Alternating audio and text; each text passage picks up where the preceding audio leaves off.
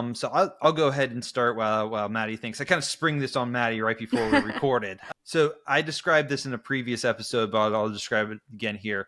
This is kind of like that Skinwalker version of Tolkien, where it knows a few beats of Tolkien. It knows kind of like what stuff's going to, like what should happen, but it doesn't know why it works that way or why people liked it when they saw it previously. They're like, hey, let's just do that again. It's a creature pretending to be Tolkien or pretending to be human. I said this again on previous episode, is watching this show, I feel like it's a show that's trying to encourage you to engage it mindlessly, to just sit there and like the big reveal, quote, one of the big reveals towards the end of the episode season is something everyone knew from episode 1 of season 1.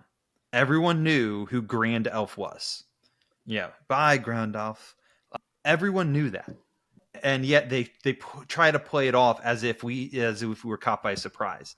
The only way you would be caught by surprise is if you knew nothing about Rings of Power, which the amount of people who are watching Rings of Power that know nothing about Lord of the Rings is an incredibly small minority. So either you know nothing about anything, or you've just been engaging it mindlessly and you're not actually actively thinking through what it is that they're doing. And then on top of that, it's very disjointed. A lot of the themes start a theme. So each episode can have good and decent themes. We've gone through, we've broken those out, but almost none of those themes carry from episode to episode to episode.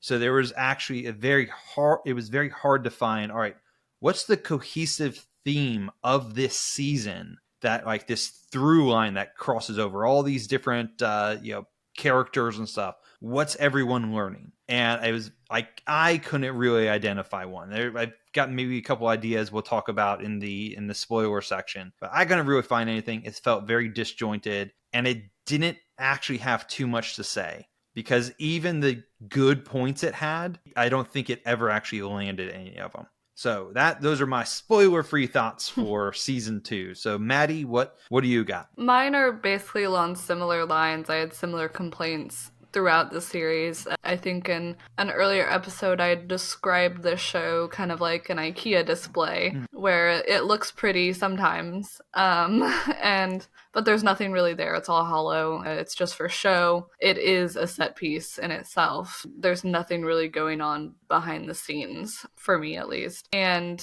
yeah, it's just hard to engage with it because, again, like you said, each episode is almost like its own thing. Nothing really carries through, and we lose track of characters very often. So like you see a character in one episode and then it's like you didn't see them for two whole episodes, and then suddenly they would like bring them back.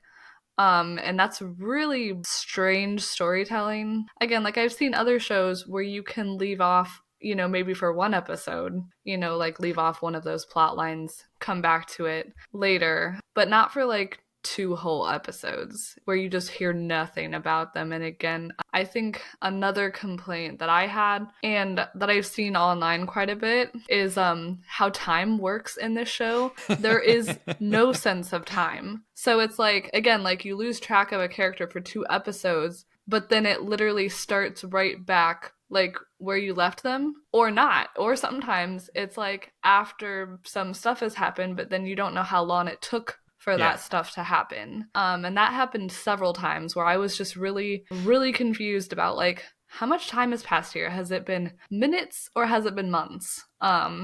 So that was another complaint of mine. But yeah, I would say that the best thing is that, again, sometimes it was pretty cinematography, sometimes. No, honestly, and that is a good point to make, is like, this is not to detract. We've only been talking really about the storytelling.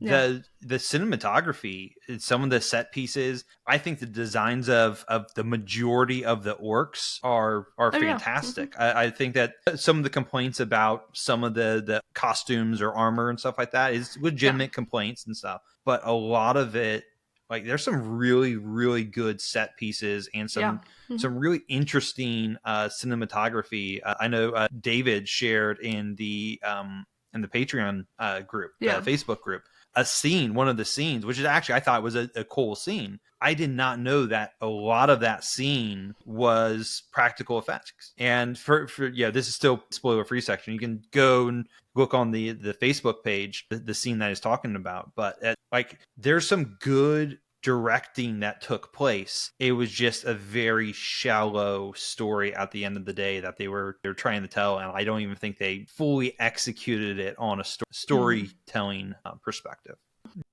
We hope you enjoyed this snack-sized taste of Popcorn Theology. Check out the full episode using the link in the description. Subscribe on YouTube for more content. Follow and interact on social media to share with others. And remember, you are not a mindless consumer.